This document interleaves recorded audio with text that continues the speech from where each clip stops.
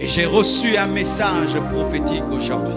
Alors que je priais, il m'a dit de dire à ceux qui ont vécu de temps des ténèbres que ces temps des ténèbres seront remplacés par des temps de gloire.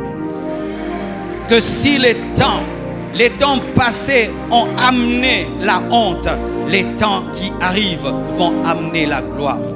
Oui, je parle vraiment à quelqu'un qui vit dans la honte. Toi, tu vis le présent, c'est la honte. Le passé, c'est la honte. Il y a un message de Dieu pour toi. Toi, l'enfant de Dieu, il te dit que les temps à venir vont amener la gloire. Et lorsqu'Ésaïe était en train de prophétiser, il voyait le pays de Gadara, où il y avait les ténèbres. Et la Bible nous dit que lorsque Jésus-Christ est arrivé, il a quitté la foule. Il est allé à Gadara. Il a pris une barque, pas pour une foule, mais pour un homme. Et lorsqu'il est arrivé à Gadara, la prophétie d'Ésaïe s'est accomplie. La lumière est venue dans le territoire et il y avait un homme qui était possédé. Lorsque les hommes regardaient cet homme, c'était un possédé. Mais quand Dieu regardait cet homme, c'était un prédicateur. Lorsque les hommes regardaient cet homme, c'était un fou. Mais quand Dieu regardait cet homme, c'était un apôtre de la décapole.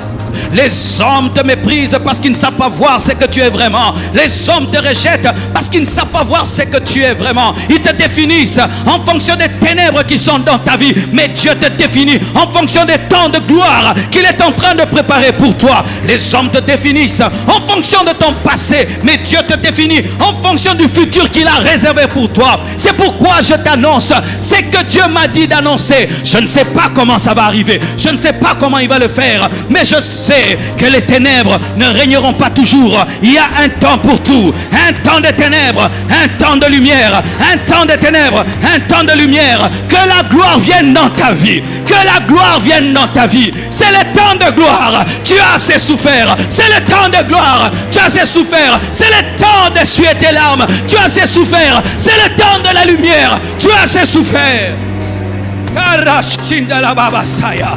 Oh, je dis non. Je refuse d'être en permanence dans les ténèbres. Je refuse d'être en permanence dans la honte. Je veux entrer aussi dans la gloire. Je veux aussi entrer dans la gloire. Si le temps peut amener la honte, le temps peut amener la gloire. Ça, c'est la parole pour un homme.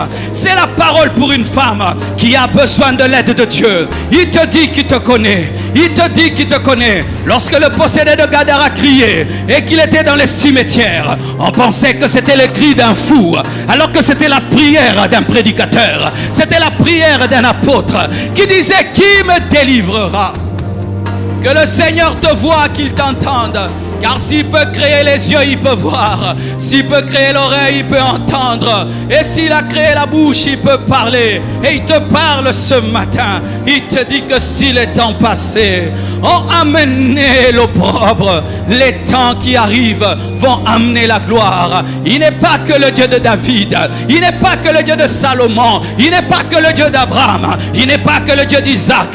La Bible nous dit qu'il ne fait exception de personne. Et tout homme qui le cherche obtiendra sa faveur. Il est avec toi. Il te connaît. Et il connaît ta souffrance et ta douleur. Et il est descendu afin de t'amener à un autre niveau. Il est venu t'amener à un autre niveau. Ton entreprise à un autre niveau. Ta famille à un autre niveau. Tes études à un autre niveau. Il te guérit de cette maladie. Il te délivre des puissants des ténèbres qui ont toujours dominé ta vie. Il te libère des personnes méchantes qui sont en train de bloquer ta vie. Il te donne la joie. Il te donne la paix. Il te donne l'onction. Il t'accompagne des signes et des prodiges. Et tu vivras. Et tu verras. Et tu témoigneras qu'il n'a pas changé.